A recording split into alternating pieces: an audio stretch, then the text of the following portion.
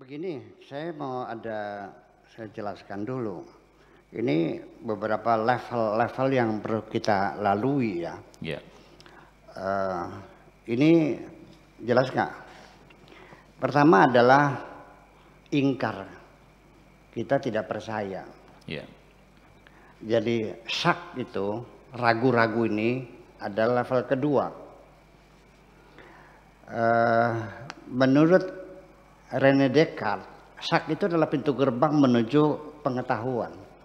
Diragukan dulu, sehingga apapun namanya pengetahuan, ilmu, keyakinan, ideologi, kita melalui proses syak dulu. Setelah diuji coba, lalu akhirnya menjadi satu iman, percaya, believe. Ya. Setelah iman meningkat lagi, kita menjadi yakin. Jadi yakin ini pastinya lebih tinggi dari iman.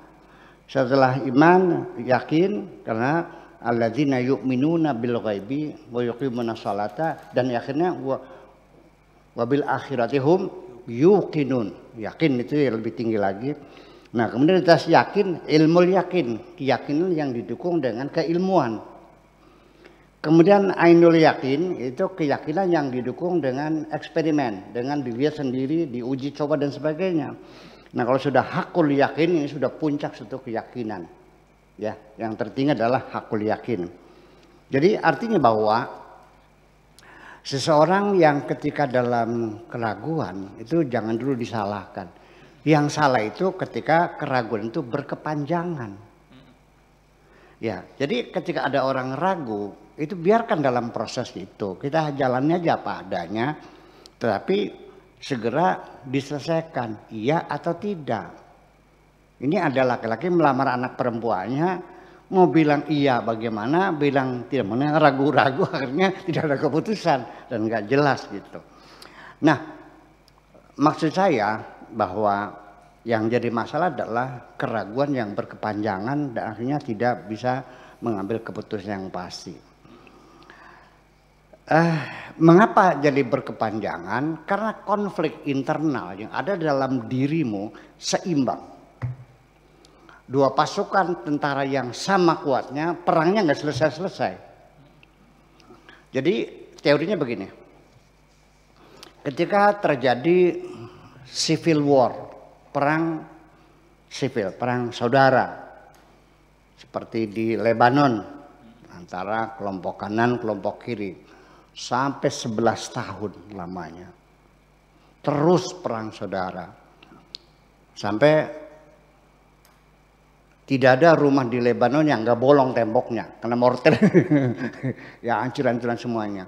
Nah, bagaimana caranya bisa dua-duanya hancur, dua-duanya habis semuanya? Yaitu yang tidak kita khawatirkan.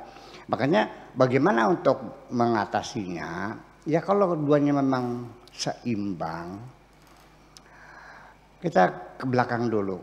Seseorang tentara berani maju perang melawan musuh ketika dia meyakini bisa mengalahkan. Kalau hitung-hitungan kalah, dia taktiknya dirubah. Strategi satu menang, taktik mungkin mundur dulu, mungkin ditunda dulu, mungkin perundingan dulu. Nah, sebenarnya perang karena kedua belah pihak meyakini punya kekuatan. Nah, ketika perang saudara itu tidak pernah selesai, maka satu solusi yang paling baik dilakukan di dunia ini, cobalah minta kepada negara superpower untuk melakukan intervensi. Apakah itu masalahnya dibawa ke PBB seperti kasus Palestina Israel yang sampai sekarang resolusi PBB sudah ratusan resolusi, semuanya macet semuanya. Atau kita minta intervensi kepada negara superpower di luar wilayah PBB, ke Amerika kayak, ke Rusia kayak, ke Cina kayak, pokoknya negara superpower untuk melakukan intervensi.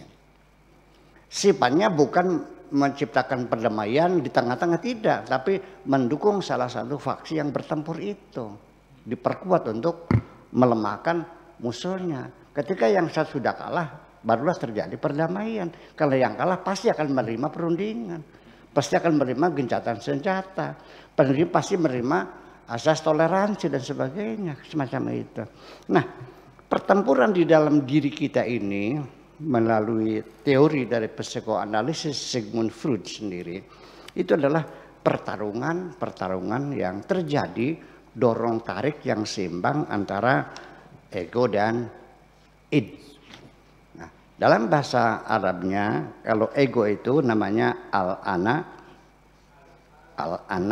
kalau id namanya al-huwa. Kalau ego namanya al-ana, kalau id namanya al-huwa.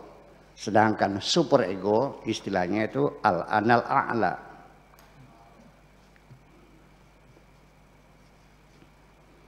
Ini istilah terminologi psikoanalisis dalam bentuk bahasa Arab ini seperti itu. Jadi dalam sehari-hari kita berbuat saja itu selalu proses perundingan dulu antara ego dan id, antara aku dan dia, selalu. Kita akan apalagi itu berbuat baik, berbuat jahat juga sama, ada keraguan juga. Kita akan melacur, itu ada keraguan. Karena di situ ada setan, ada malaikat yang mewakili id dan mewakili ego itu.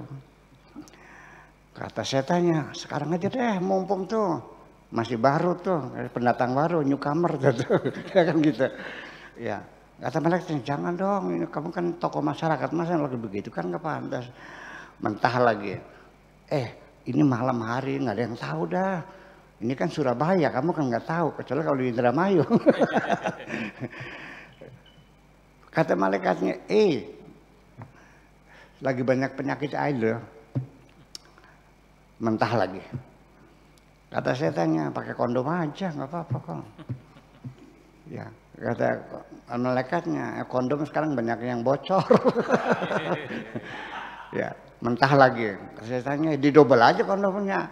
Kata malaikatnya, apa enaknya kayak kondom double. Gitu.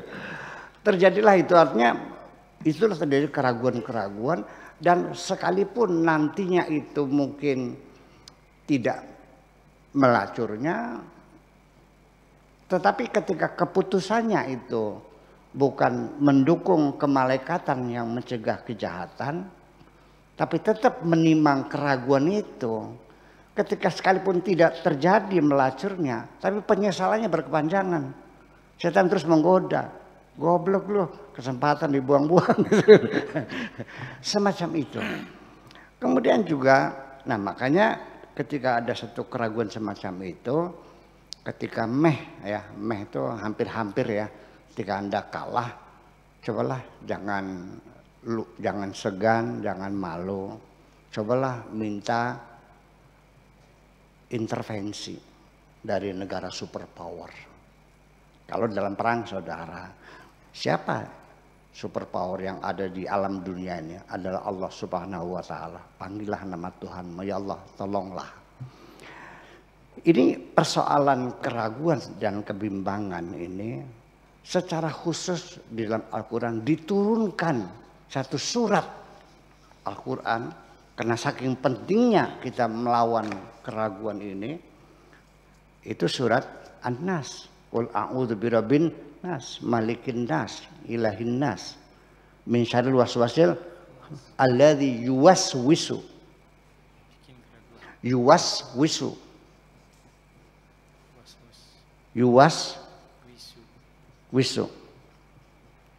Ini bahasanya saja dari alunan gelombang saja, was.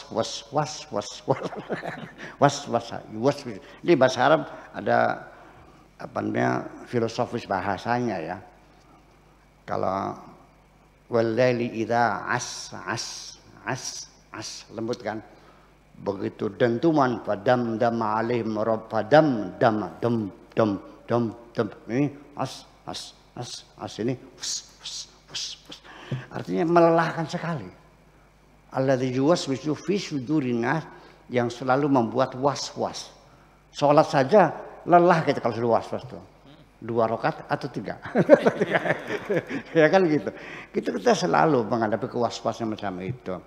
Makanya qul a'udzu birabbin nas, mintalah berlindung kepada Allah supaya kita dihindari dari keraguan-keraguan semacam itu. Saya kira kunci akhirnya ya kita sadar diri. Makanya yang untuk mendukung menghilangkan was-wasan artinya kita memperkuat pasukan-pasukan rasionalitas. Karena rasionalitas juga sekalipun dalam kelemahannya sering tidak jujur, tapi lumayanlah namanya pasukan cadangan itu bisa memperkuat, kita bisa mengambil keputusan secara pasti. Dan nanti pada akhirnya harus kita yakini apapun ketika Anda berani mengambil keputusan, ada keputusan yang Anda siapkan berikutnya, juga Anda harus berani bertanggung jawab atas segala keputusanmu itu. Terima kasih. Luar biasa.